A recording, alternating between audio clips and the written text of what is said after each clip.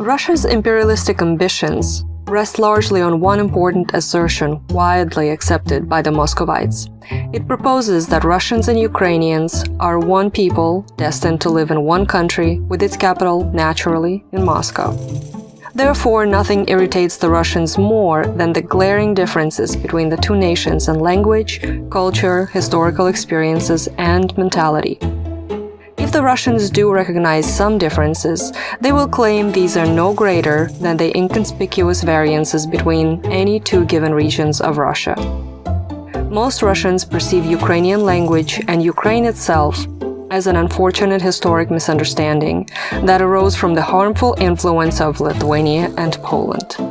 Interestingly, it never occurred to the Russians that they themselves may be such a misunderstanding. So let's explore. In fact, the differences between the two nations go deep into the fundamentals of human psyche, and they have been primarily shaped by starkly contrasting living conditions that have formed two completely opposing mentalities: the Ukrainian mentality and the mentality of the Russian world. So what is the national mentality of Ukrainians? The ancestors of modern Ukrainians were fortunate to find themselves occupying fertile black soils with a temperate continental climate. This contributed to the fact that one of the first agricultural civilizations in the world, the Tripilya culture, arose on the lands of modern Ukraine.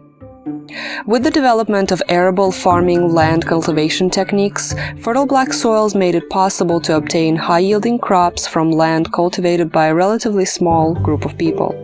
The high productivity of agriculture allowed almost every peasant family with the adequate land to be self-sufficient. Over time, this led to an increased importance of individual farming operations. The owner of a farm relied mainly on the working capacity of his own family to produce the crops. The psychological consequence of this system was a sense of responsibility for one's actions and decisions, which led to the development of awareness and individualism. In the western part of Ukraine, the Carpathian Mountains, natural conditions favored the development of another type of farming, cattle breeding. The Carpathian farmers also tended to rely on their own abilities, which encouraged responsibility, psychological maturity, and self-awareness. Individualism, or self-reliance, is the precedence of personal values and interests over collective ones. Such a worldview, depending on a given situation, can either play a positive or negative role for the individual and society overall. The Ukrainian proverb, "Among two Ukrainians there are three commanders," describes this societal construct quite well, referring to individuals who tend to lead more than follow. Unfortunately, the many varying worldviews among the self-reliant Ukrainians have historically hindered consolidation of efforts and aggravated contradictions. It is because of such disagreements that the Ukrainian liberation movements of different historical timelines often ended in defeat. However, the advanced social consciousness led not only to confrontation, but also to unification at a level beyond the normal authoritative power structure. The association of free independent people took place on the principles of sobornost, the unity of personal goals with common ones for the benefit of mutual development and spiritual enrichment. In history, such associations of Ukrainians were known as brotherhoods and could be formed either based on belonging to Cossack communities or on religious grounds. Sobornost requires a high level of social consciousness, therefore is not a common mass phenomenon.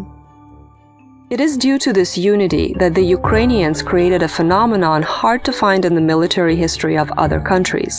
In the absence of their own state and surrounded by powerful enemies, Russia in the north and east and Polish-Lithuanian Commonwealth in the west, the Ukrainians created armies that operated for centuries without any state support. These were the legendary Oprishki, the Carpathian mountain insurgents, who waged an armed struggle for over 400 years, the Cossacks, whose heroic military history spans 2 centuries, the Haidamaki, paramilitary units composed of commoners, who actively fought against the Polish-Lithuanian Commonwealth for 50 years, there were the heroic rebels of the Ukrainian National Republic and the warriors of the Ukrainian Insurgent Army. and more recently the volunteer battalions fighting against the Russian invasion in eastern Ukraine from 2014 on. Self-organized Ukrainians have always staged considerable resistance to the occupiers and enslavers. On the other hand, what were the forming factors of what Russians like to refer to as the spirituality of the Russian world? The formation of Muscovites took place under circumstances very different from those of Ukrainians. The soils of the Tsardom of Muscovy were relatively inferior and yielded poor crops. The slash-and-burn agriculture technique often used, which involved burning forests to clear areas for edible plant cultivation, required significant collective effort and was not highly productive. This type of farming forced the peasants to live in large patriarchal families ruled by the Bolshak, the family patriarch and head of the household. In the 18th and 19th centuries, the power of the Bolshaks gave rise to a purely Russian phenomenon, snakhachestvo, or simply put, sexual relations between the Bolshak and his daughter-in-law. It is a touchy subject of Russian history, and examined from the psychological point of view, this tradition mirrors Sigmund Freud's primal horde theory. The conditions of agricultural labor required significant coordination of effort, and therefore further merging of patriarchal families into even larger groups. This gave rise to the manorial system, where the pomeshchik, the feudal owner of land, unconditionally reigned over the peasant families, essentially replicating on a larger scale the structure of a Muscovite family.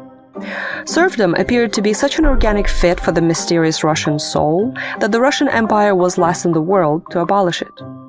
The same social construct scaled up to encompass the entire empire, with the Tsar as the absolute ruler. The fact that the ruler was routinely referred to as Tsar Father testifies to the transfer of the patriarchal family model and structure of authority to the entire society. With the overthrow of Tsarism and arrival of the Bolsheviks in 1917, the Tsar Father was simply replaced with the identical cult of the Father of the People and great leader and teacher, Comrade Stalin, cementing the same vertical power structure. As early as the beginning of the 20th century, Gustave Le Bon and Sigmund Freud explored the principles of psychology of large human groups. According to these studies, the mass collective consciousness is defined by low intellect and weak motivation. In large groups of humans, subconscious instincts tend to prevail. There is a notable drop in levels of consciousness, intelligence, personal responsibility, independence, and critical thinking. Individual personalities basically vanish.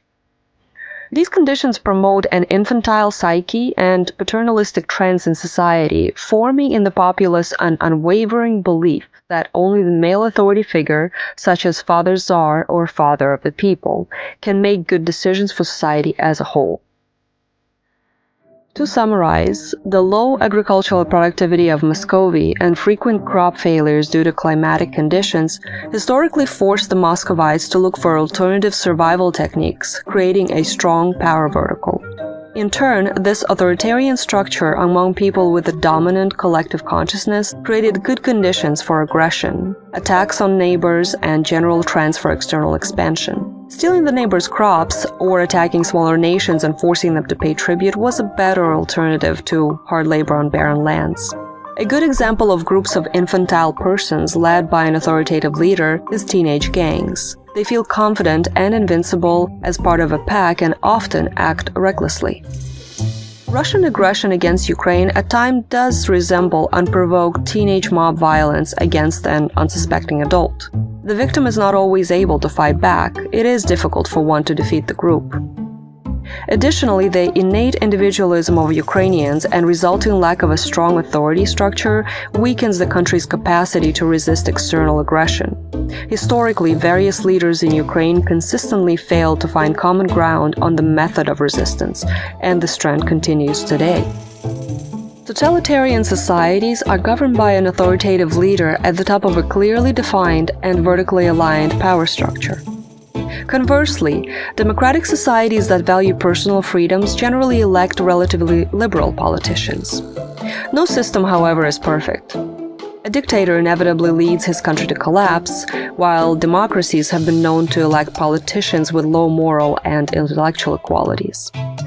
Despite the fact that this democratic side effect has certainly befallen Ukraine over its 31 years of independence, we have every chance to come out victorious over the Russian aggressor.